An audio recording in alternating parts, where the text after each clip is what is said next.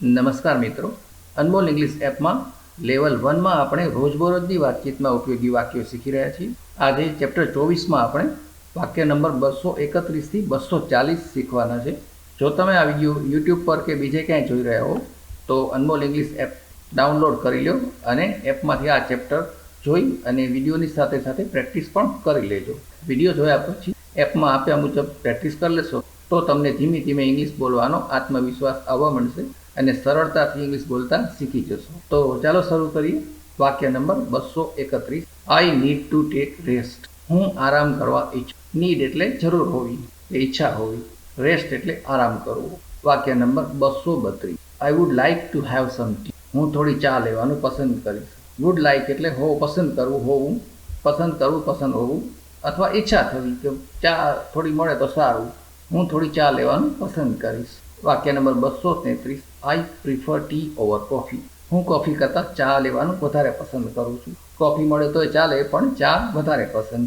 આઈ prefer tea over coffee. વાક્ય નંબર 234. I don't like coffee that much. મને coffee બહુ ખાસ પસંદ નથી. એવું નથી કે બિલકુલ પસંદ નથી, પણ બહુ ખાસ પસંદ નથી. ચા મળે તો વધુ સારું, એમ કેવું હતું કે આઈ don't like coffee that much. That much એટલે એટલું બધું, બહુ ખાસ પસંદ નથી. વાક્ય number 235. I don't like to walk. મને ચાલવાનું પસંદ નથી. જરાક નજીકમાં જવું હોય તો ગાડી કાઢો, ચાલો. બિલકુલ ચાલવાનું પસંદ નથી. વાક્ય નંબર 236. આઈ લવ વોકિંગ. મને ચાલવાનું પસંદ છે. વાક્ય નંબર 237. આઈ એમ અ ફિટનેસ ફ્રીક. હું તંદુરસ્તી જાળવવાનો શોખીન.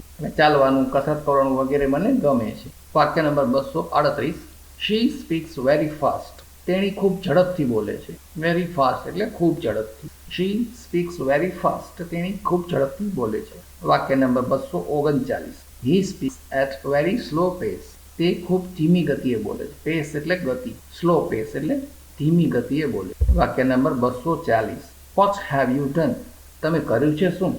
આ ખરેખર બહુ ખરાબ વાક્ય છે. કોઈને આપણે આવું ના કહેવું જોઈએ. લોકો બોલતા હોય છે કે તમે કર્યું છે શું, એટલે શક્ય હોય ત્યાં સુધી આ વાક્ય કોઈના માટે બોલવાનું ટાળજો. આનો અર્થ થાય કે તમે મારા માટે કંઈ નથી કર્યું, કે તમે કર્યું છે શું. What have you done. આ સાથે આજનો વિડીયો પૂરો થાય છે. વિડીયો જોયા પછી તરત જ અનમોલ ઇંગ્લિશ એપમાં આ ચેપ્ટરની સાથે આપેલ લિસન, થિંક, સ્પીક પદ્ધતિ મુજબની પ્રેક્ટિસ જરૂર કરી લેજો. દરેક વખતે વિડીયો જોયા પછી તરત જ એપમાં આપેલી પ્રેક્ટિસ પણ કરી લેશો તો થોડાક જ સમયમાં તમને ગ્રામરના નિયમો યાદ કર્યા વગર જ સરળતાથી ઇંગ્લિશ બોલતા આવડી જશે.